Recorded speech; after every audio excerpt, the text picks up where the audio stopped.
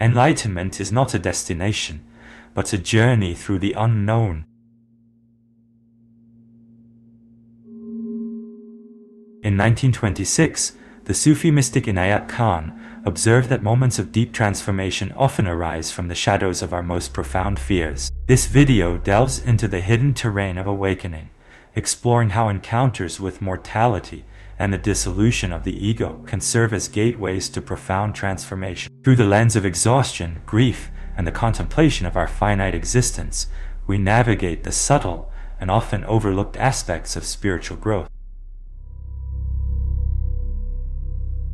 The journey towards enlightenment often begins with the profound experience of exhaustion, a state where the body and mind reach their limits. This mirrors the crisis faced by Arjuna in the Bhagavad Gita, where he must confront his own limitations and surrender to a higher purpose. In modern life, this exhaustion can be seen as a gateway, a moment when the ego's resistance to the idea of non-self is challenged. The psychological mechanism at play here is known as learned helplessness, where repeated failures lead to a sense of powerlessness. Yet, this very sense of helplessness can be the catalyst for transformation. Consider the story of a burnout survivor who, after years of pushing through exhaustion, finally surrendered to the need for rest and reflection. This transition from exhaustion to transformation is not just a shift in perspective, but a profound realignment of one's relationship with the self and the world.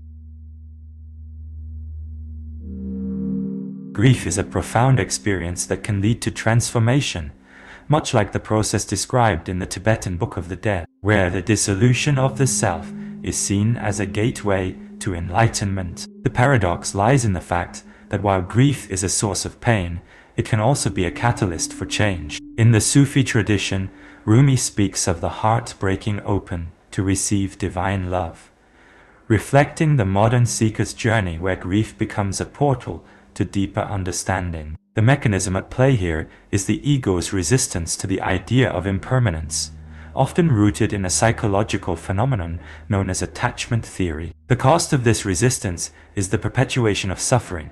The question remains, how do we transform grief into a path of enlightenment? One concrete example is the journey of a person who, after losing a loved one, finds solace in meditation and gradually learns to embrace the impermanence of life, leading to a profound transformation. Mortality confronts us with the impermanence of life.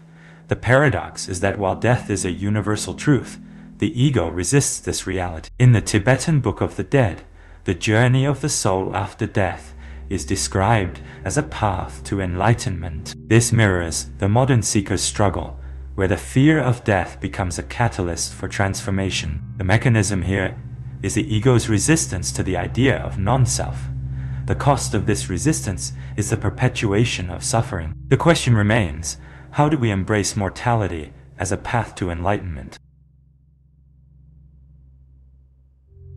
The loneliness of seeing what others don't is a profound and often isolating experience. In the Sufi tradition, this is akin to the journey of the dervish who wanders alone, seeking truth beyond the veil of ordinary perception. This solitude can be a catalyst for transformation, challenging the ego's resistance to the idea of interconnectedness. The psychological mechanism at play here is known as the imposter syndrome, where one doubts their insights and feels like an outsider. This can perpetuate a cycle of suffering, but it also offers a path to deeper understanding. The question remains, how do we transform this loneliness into a path of enlightenment, embracing the wisdom that comes from seeing beyond the veil?